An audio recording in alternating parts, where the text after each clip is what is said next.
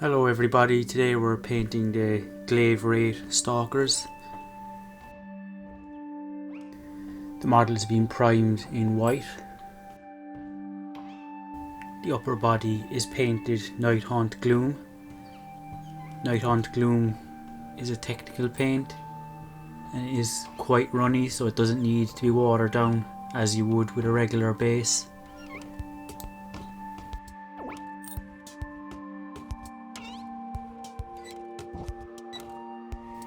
The lower part of the body is painted in hexwraith flame.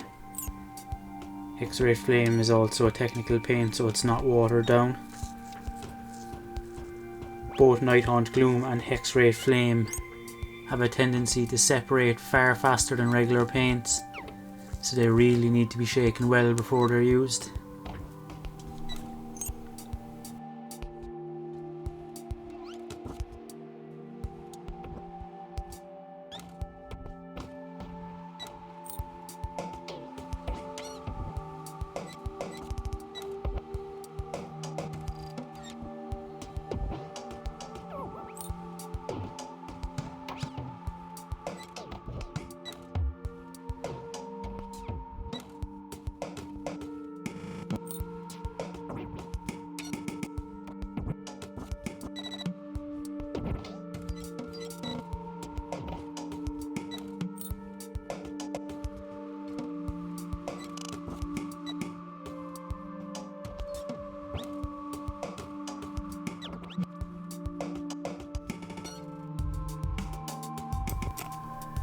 The shaft of his weapon is painted in rhinox hide.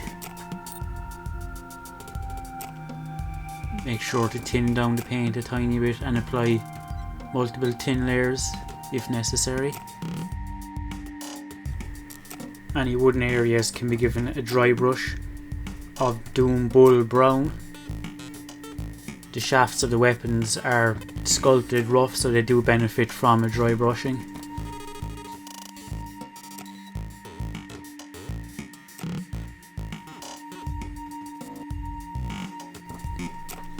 All the metallic areas like the weapon head or the railings on the base are painted with a base coat of lead belcher.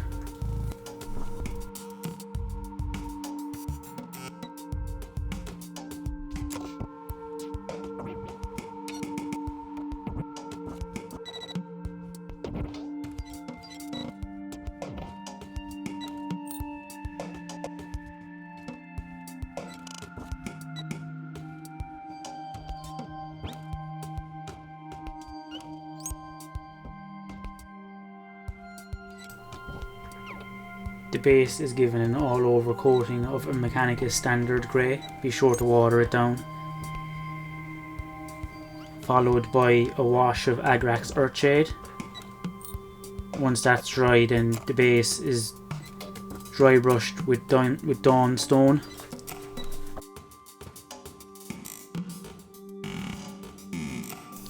Any bone areas are given a base coat of Rackard Flesh. This is followed by a wash of Seraphim Sepia.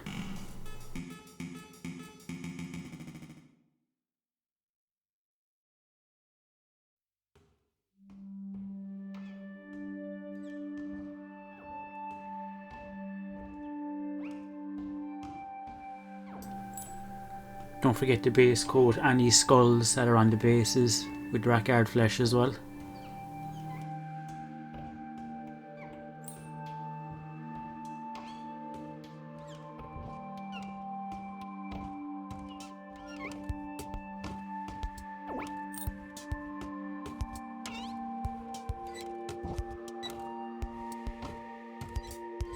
The bases have various flowers and leaves scattered on them. The flowers are base coated Screamer Pink, and the leaves are painted with a layer of Death World Forest.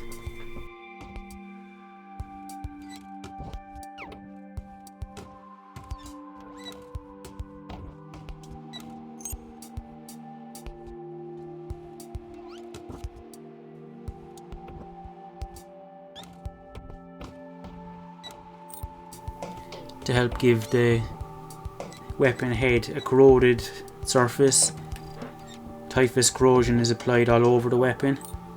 Be sure not to use a good brush when using typhus corrosion as it has texture in it. Be sure to give it plenty of time to dry as well. It is at this point that the Seraphim Sepia is applied to any bone areas. When painting it on the spikes along the model's back, it will give you a nice effect if you can get it to pool a tiny bit at the base of each spike.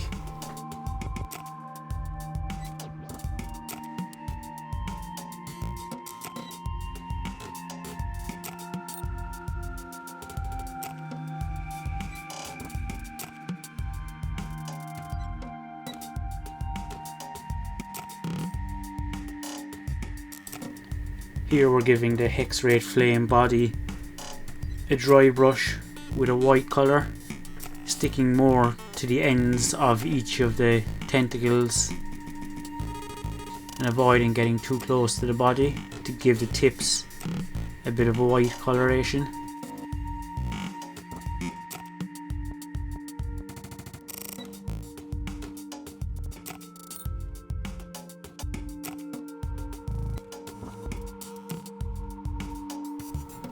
After the typhus corrosion is given time to dry, it is then dry brushed with a coating of Ryza rust.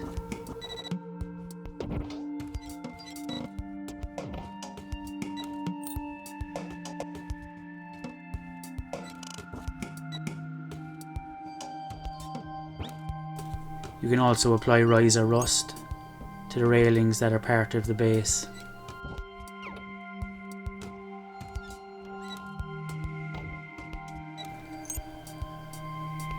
Fabric areas and any of the bone areas on the top are then dry brushed with a white again to help give it a worn look.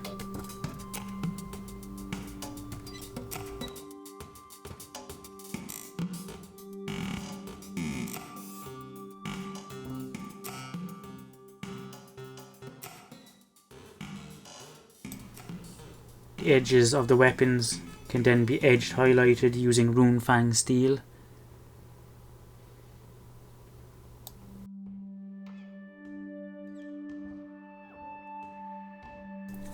Null oil is applied over the upper fabric areas. This will help give the model a darker and more grim feel.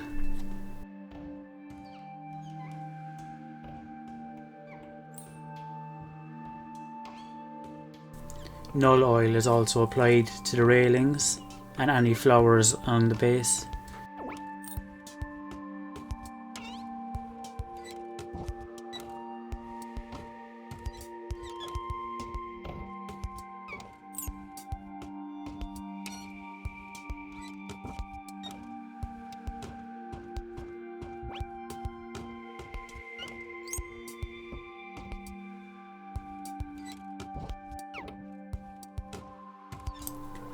In hindsight, I think it would look better if the upper edges of the weapon weren't edge highlighted and it was just the tip and the lower edges.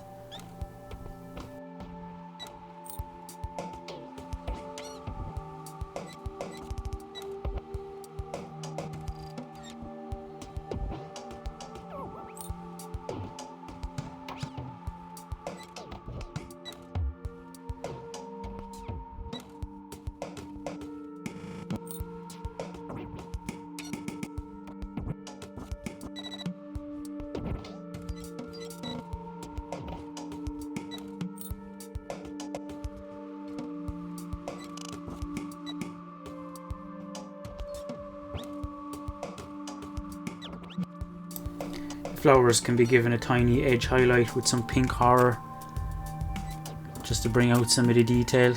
The flowers are quite small, so there's not much point in getting too carried away with it.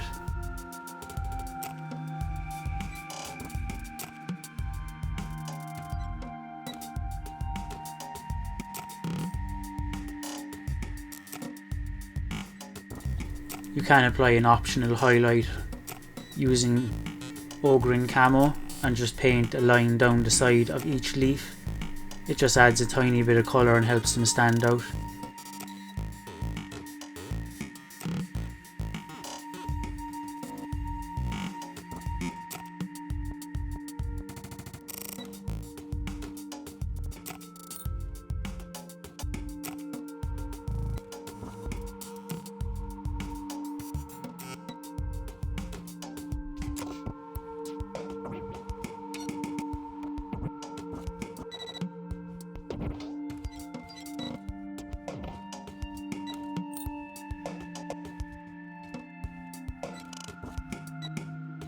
the little undead bird, he's painted black and dry brushed with a grey, and his skull is finished in the same way that the skulls on the rest of the model is done.